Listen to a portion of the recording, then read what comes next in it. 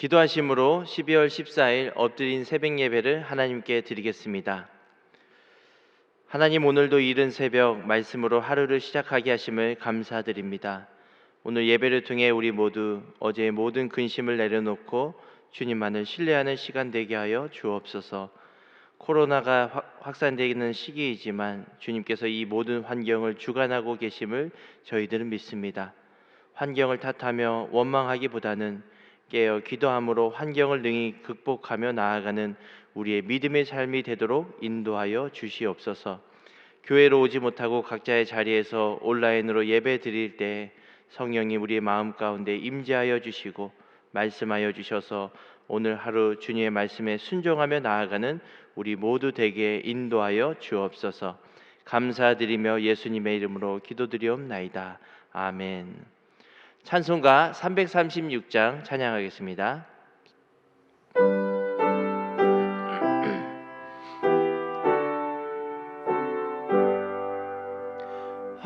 환난과 핍박 중에도 성도는 신앙 지켰네. 이 신앙 생각할 때에 기쁨이 충만하도다. 성도의 신앙 따라서 죽도록 충성하겠네.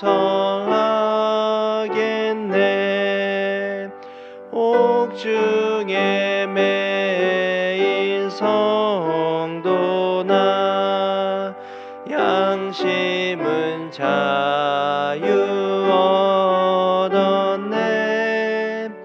우리도 고난 받으면 죽어도 영광 되도다. 성도의 신앙 따라서 죽도록 충성하겠네. 성도의 신앙 본받아 원수도 사랑하겠네. 인자한 언어 행실로 이 신앙 전파하리라. 성도의 신앙 따라서 죽도록 충성하겠네. 아멘.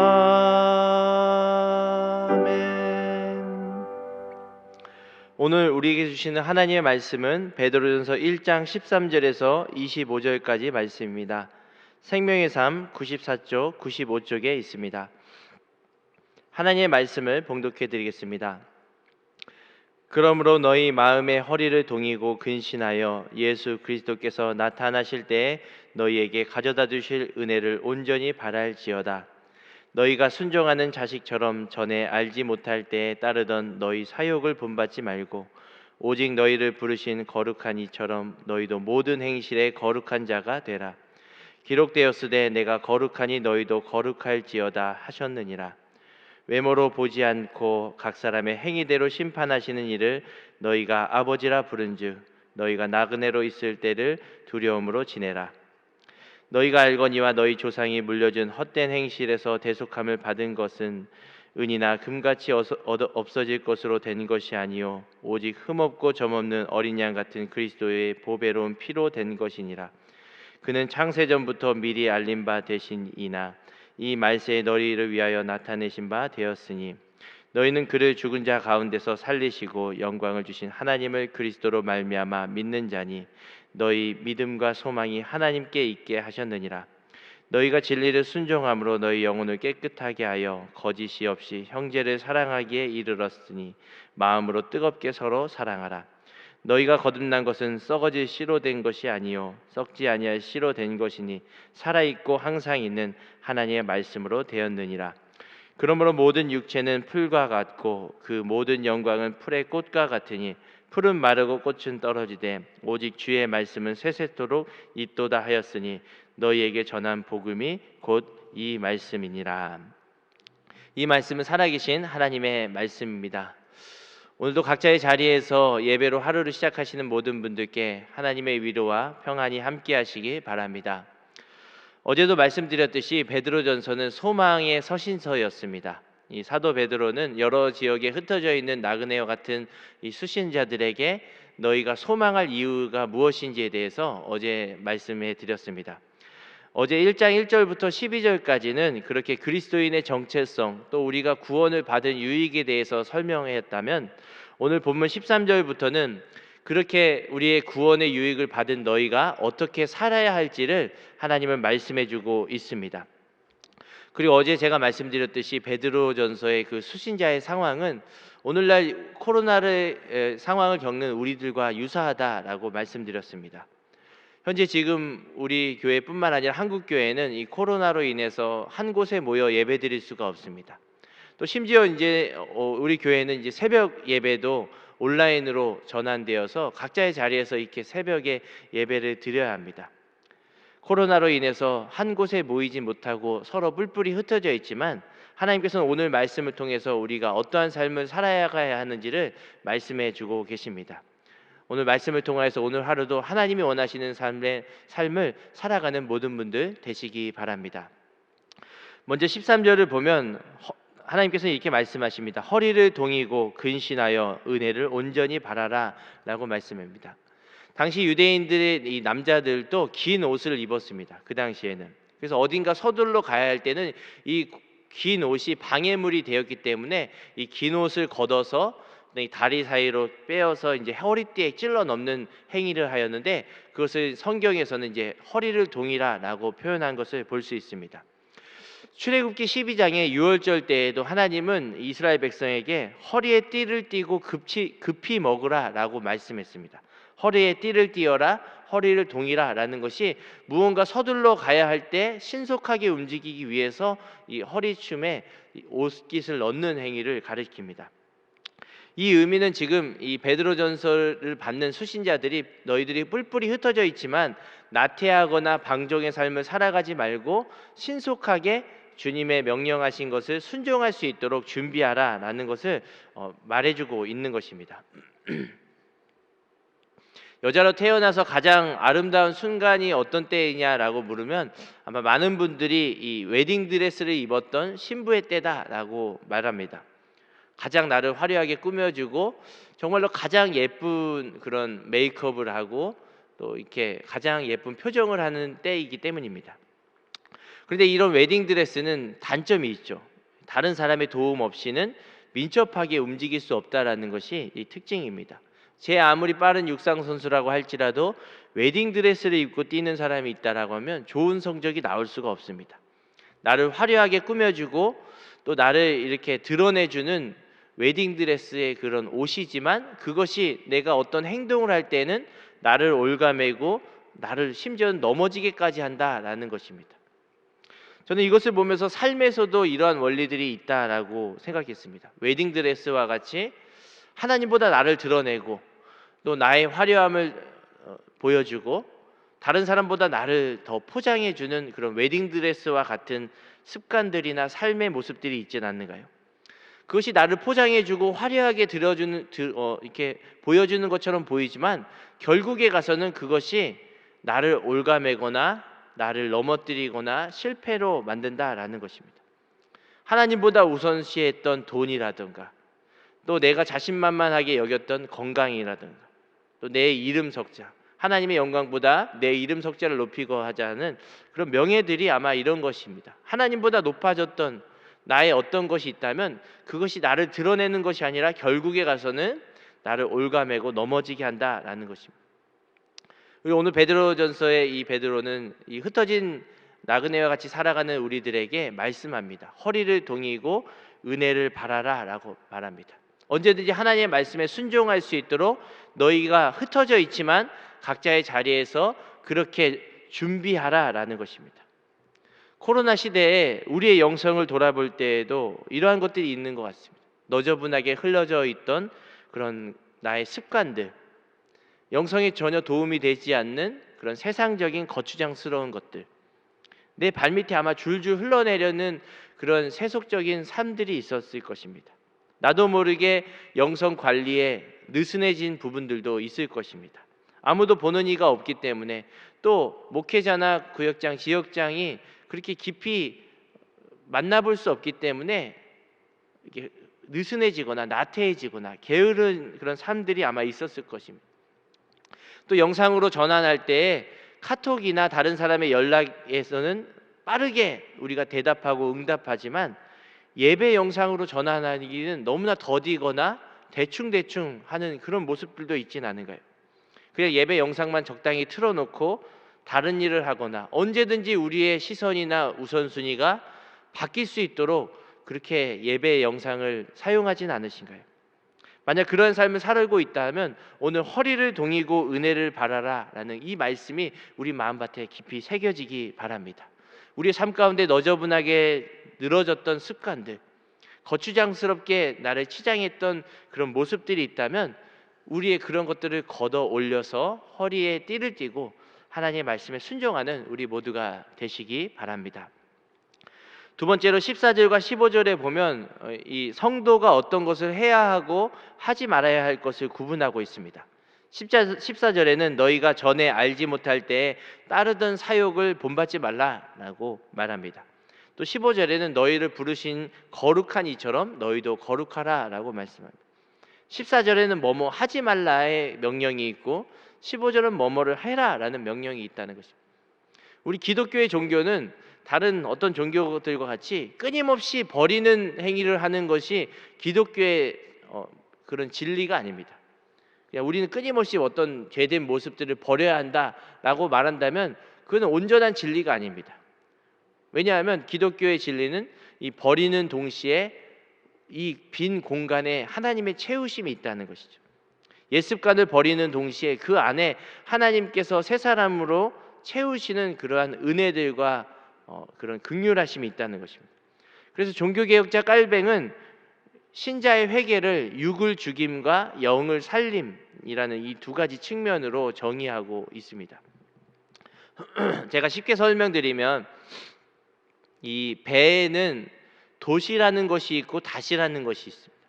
성도님들이 이게 돛이랑 닷이랑 좀 헷갈릴 때도 있는데 이 돛은 이렇게 앞으로 나아갈 때 이렇게 쭉 펼치면서 바람의 방향대로 이렇게 추진력을 얻어가는 것입니다. 이 돛담배라고 그러죠. 돛. 그리고 닷은 이 어떤 배가 너무나 파도가 심하거나 흔들림이 있기 때문에 한 곳에 머물고자 할 때 이 밑으로 내려서 걸리게 해서 이렇게 딱 고정시키는 것이 이제 닷이라고 합니다. 돛과 닷. 근데 배는 이 돛과 닷이 두 개 다 필요한다는 것이죠. 앞으로 나아가기 위해서는 이 돛을 올려야 되고 한 곳에 머물기 위해서는 이 닷을 내려야 되는 거죠. 이것을 볼 때 우리의 신앙생활도 마찬가지입니다. 우리가 어떤 말씀을 듣고 은혜를 받았다고 하고 또 하나님의 말씀에 순종하여 앞으로 나아가기 위해서는 이 영적인 돛을 펼쳐야 되는 것이죠. 기도의 돛을 딱 펼치고 순종의 돛을 펼쳐야지만 앞으로 나아가는 것입니다. 그렇지 않고 반대로 닷을 내리고 있다라고 한다면 우리는 아무리 속력을 내도 갈 수가 없다는 것이죠. 흔히 어떤 사람들이 이제 그렇게 얘기합니다. 아무리 저 사람은 신앙생활을 오래 해도 변화가 없다.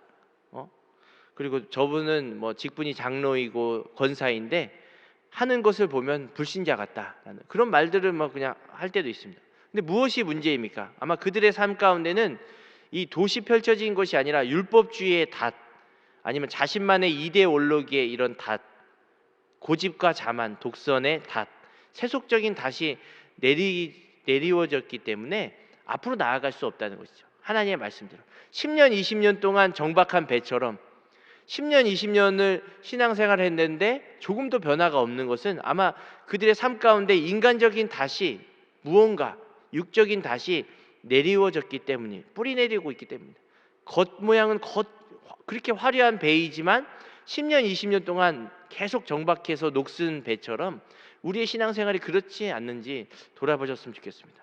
반면에 닷을 내림은 없고 돈만 올리고 있으면 어떻게 될까요? 돈만 올리고 있으면 이 돈만 막 이리저리 바쁘게 움직이는데 어딘가 정착하지 못하고 쉬지 않고 움직이기만 합니다. 부평초처럼 이렇게 둥둥둥 물 위에 떠다닙니다. 세상의 바람 속에 이리저리 흩어다니고 사람 많은 곳에 기웃기웃 거리고 정박하고 쉼을 얻는 시간이 없다는 것이죠. 돈만 올리고 있으면. 우리가 돛을 올리고 세상 일을 하고 분주하게 살아갔다면 오늘 새벽 예배를 드리는 우리 성도님들과 같이 말씀 안에 닷을 내리고 기도 안에 닷을 내리고 하나님의 그런 은혜의 충전을 받는 시간이 필요하다라는 것입니다. 돛과 닷이 필요하다라는 것이죠. 우리 코로나로 인해서 나그네처럼 정말로 뿔뿔이 흩어져서 지금 어떻게 예배 드리고 있는지 지금 현장에서도 확인할 수가 없습니다. 그러나 그러할 때 성령께서 말씀하시는 것에 순종하며 우리의 믿음의 삶에 돛과 닷을 하나님이 원하시는 때에 펼쳐서 힘있게 나아가는 모든 분들 되시기 바랍니다. 세 번째로는 17절에 너희가 나그네로 있을 때 이 세상 사는 동안에 두려움을 지니고 살아야 한다라고 말씀합니다. 그 이유가 18절과 19절에 나오는데 너희가 대속함을 받은 것이 은이나 금으로 없어질 것으로 받은 것이 아니라 그리스도의 보배로운 피로 된 것이기 때문이다라고 말씀합니다. 너희들이 흩어져서 있지만 너희가 선택받은 자로서 구원받은 것이 없어질 것으로 구원받은 것이 아니라 예수 그리스도의 보배로운 피로 너희는 구원받았다라고 말씀한다는 것이죠. 그 당시에 이 고대 사회의 노예나 전쟁의 포로들은 이 돈을 주고 해방시키거나 샀습니다. 돈을 주고. 그러니까 아마 이런 그런 문화 속에서 이 말씀들이 더 좀 다가왔던 거죠. 은이나 금같이 없어질 것으로 너희를 산 것이 아니라 예수 그리스도의 보배로운 피를 주고 너희를 샀다.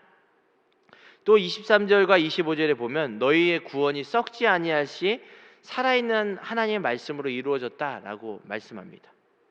너희가 받은 구원을 생각하면서 그 은혜가 얼마나 큰지를 생각하면서 지금 너희가 속한 자리에서 고난과 멸시와 조롱을 이겨내라라고 말하고 있다는 것이죠. 사람이라면 누구나 호흡하는 동안 어딘가에 발을 딛고 살아갑니다. 내가 밟는 땅이 어디냐에 따라서 그 사람의 마음과 생각과 감정이 크게 요동할 때가 있습니다.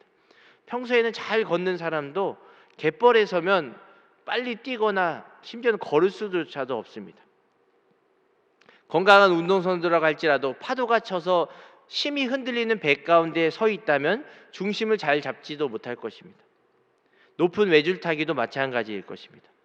분명한 것은 우리의 다리는 변하지 않았습니다. 또 내가 이렇게 계속 중심을 잡고 서 있고자 하는 의지나 노력은 달라지지 않았습니다. 그런데 그 밑에 나를 지지하고 있는 땅이 어떠냐에 따라서 우리의 생각과 감정과 상태가 이렇게 요동한다라는 것이죠. 우리의 인생도 마찬가지입니다. 우리의 인생에 어떠한 환경 속에 내 인생을 세우느냐에 따라서 이렇게 달라진다는 것입니다. 내가 내 인생을 좋게 꾸미고 싶고 정말로 희망과 소망을 갖고 미래를 위해서 정말로 더 나은 미래를 위해서 살고자 한다라는 그런 생각을 안 가진 사람이 어디 있겠습니까?